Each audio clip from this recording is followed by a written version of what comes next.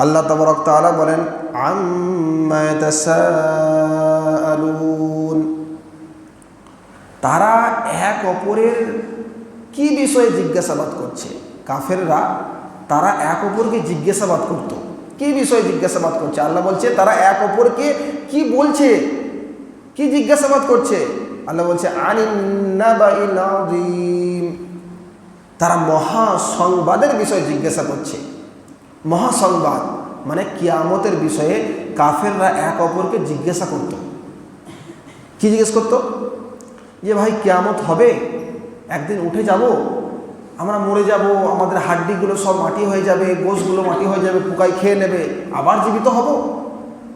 তারপর আল্লাহ বলছেন আল্লাযী হুম ফীহি মুখতালিফুন, যে বিষয়ে তারা মতনৈক্য করে, মানে বিভিন্ন রকম কথা বলে। কেউ বলে হ্যাঁ মরে যাব, আবার দ্বিতীয়বার উঠানো হবে, কিন্তু জিজ্ঞাসাবাদ করা হবে না।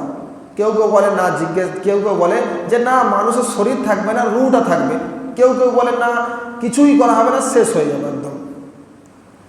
তো আল্লাহ বলছেন কাল্লা সায়ালামুন সুম্মা কাল্লা সায়ালামুন,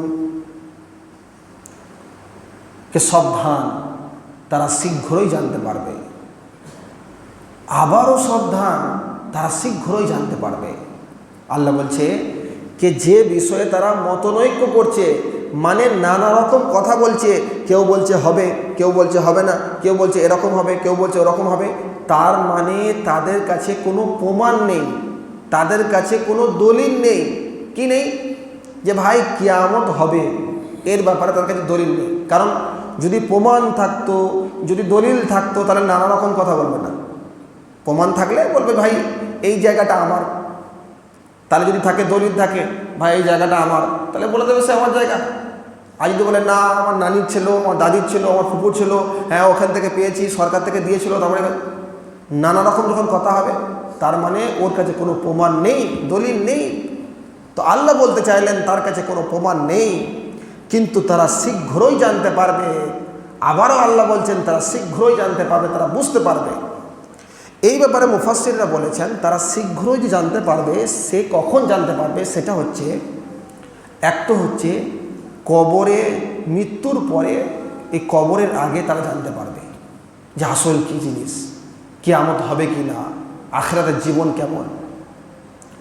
আর একটা সময় সেটা হচ্ছে যে কিয়ামতের আগে, কিয়ামতের সময় তারা জানতে পারবে।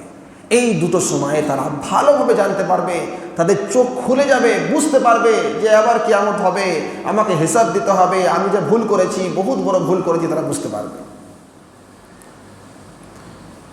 এবার আল্লাহ তাআলা এই বান্দার উপর কতটা দয়ালু, কতটা রহম করেছেন, সেটা হচ্ছে যে আল্লাহ তাআলা চাইলে যে যারা আল্লাহর এই হুকুমকে অমান্য করছে, যারা কিয়ামতকে অস্বীকার করছে, তাদেরকে শায়েস্তা করার জন্য, তাদেরকে সাজা দেওয়ার জন্য ফেরেশতা পাঠাতেন। যেমন ধরেন আমাদের গ্রামে যদি ঝামেলা করে, তো পুলিশ পাঠিয়ে দেবে ডান্ডা নিয়ে, সবাই সোজা হয়ে যাবে। তো সেরকম আল্লাহ তাআলা চাইলে ফেরেশতা তাদের দিয়ে কি ডান্ডা দিয়ে পাঠিয়ে দিতে পারতেন। আরে কে মানবি না দেখি, না মানলে মার, তাহলে অবশ্যই তারা মানবে। কিন্তু আল্লাহ রব্বুল আলামিন তিনি কি করলেন, তিনি তাদেরকে ফেরেশতা দিয়ে কোনো রকম শাস্তি দিলেন না, বরং তাদেরকে বোঝালেন কতটা আল্লাহ ভালোবাসেন, একটা মানুষকে কতটা ভালোবাসেন। যার এই পৃথিবী সমস্ত কিছু, যার সে চাইলেই ক্ষণেকের সময় অনেক কিছু হয়ে যেতে পারে, সব ধ্বংস হয়ে যেতে পারে, কিন্তু তবুও একটা মানুষ, আল্লাহ রাব্বুল আলামিন তাকে কতটা ভালোবাসে, তাকে কিয়ামতকে বুঝাচ্ছেন, নানা জিনিস দিয়ে বুঝাচ্ছেন।